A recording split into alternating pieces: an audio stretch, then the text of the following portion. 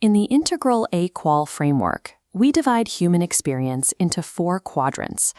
Our focus is the upper left quadrant, the domain of subjective interiority. For the untrained mind, this interior space is highly volatile, characterized by persistent thermodynamic turbulence, making the cognitive system prone to structural failure. In the Abhidhamma, the analytical psychology of the Pali Canon, this pathology is defined by the terms uddhacca, meaning restlessness, and kukucca, meaning worry. As a primary cognitive hindrance, a nivarana, uddhacca structurally scatters awareness and prevents the mind from resting in a unified state. The classical texts describe this scattering through a physical analogy. It is like a pile of fine ashes struck by a heavy stone.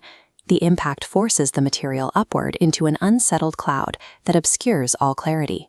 We will now map the mechanics of this cognitive dissonance and detail the specific meditative technologies used to engineer a thermodynamic baseline of equanimity. Understanding uddhacca as a structural and energetic failure is the required first step to arresting the mind's deterministic volatility. To understand how turbulence spreads, we isolate a single cognitive event, a chitta. When uddhacca arises, this node becomes infected with high-frequency erratic vibrations. Because the system identifies with this vibration, it generates unskillful karmic momentum, creating a closed loop where the agitation continuously feeds itself. Driven by this internal pressure, the organism attempts to discharge the tension outwardly. Awareness dissipates into sensory distractions and overly active desires, searching for an external resolution to an internal instability.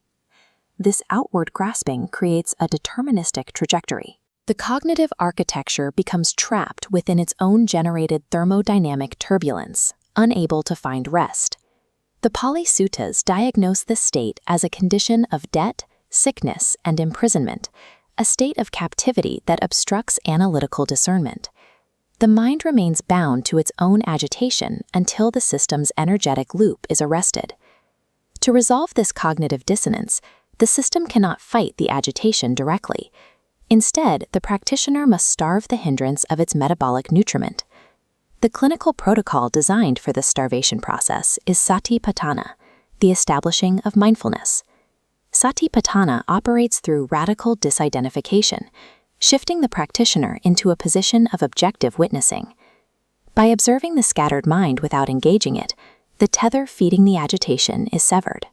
Observing the scattered mind as a passing phenomenon, a temporary hold-on within the system, strips that state of its subjective authority and its momentum. This requires the sustained application of attention to the stillness of awareness, refusing to engage with the actual content of the worry or restlessness. The active starvation of the hindrance through objective witnessing is the only mechanism capable of arresting the thermodynamic runaway of the upper left quadrant. Once the primary tether of identification is severed, the practitioner begins the active deployment of countermeasures. The first necessary mental state, or cetasika, is passaddhi. This is defined as the deep tranquility and cooling of the mental body. The second state is samadhi, defined as precise, one-pointed concentration. Together, these two states function as phase-canceling forces against the erratic oscillations of uddhacca. By applying sustained attention to the relaxing of thought fabrication, the practitioner actively damps and compresses the chaotic waveform.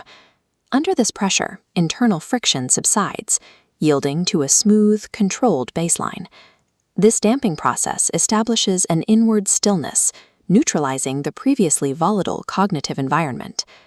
By intentionally engineering these phase-canceling countervectors, the practitioner moves beyond passive observation to stabilize the system's baseline. It is necessary to address a critical diagnostic error.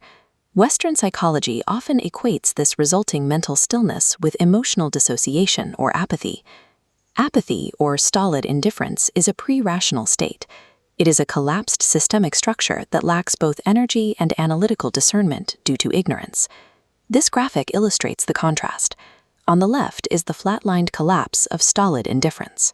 On the right is the actual clinical goal, trans-rational equipoise, a high-tension system held in place by active, opposing vectors. True cognitive balance is not the absence of energy. It requires sustained thermodynamic power to hold opposing psychological forces in check. This advanced state is achieved through the methodical suppression of uddaka via the phase-canceling protocols. True equanimity is the most highly energized, stable state the cognitive architecture can achieve. The final crystallized state of this structural adaptation is called upekkha, meaning equanimity, or tatra majjhatata, which translates to impartial middleness. In this neutralized embodiment, the gross and subtle turbulence of mental passion is completely allayed. Phenomenologically, the mind experiences a horizontal baseline. It becomes immune to the fluctuations of incoming sensory data. The classical Buddhist texts illustrate this with the analogy of a charioteer managing two well-trained horses. The charioteer maintains structural tension in the reins, exercising control without being pulled in either direction. From this stabilized vantage point, the system observes the ceaseless movement of reality, the entire cosmic display, with pure objectivity. This observation occurs without neurotic attachment to pleasant stimuli and without agitated aversion to the unpleasant.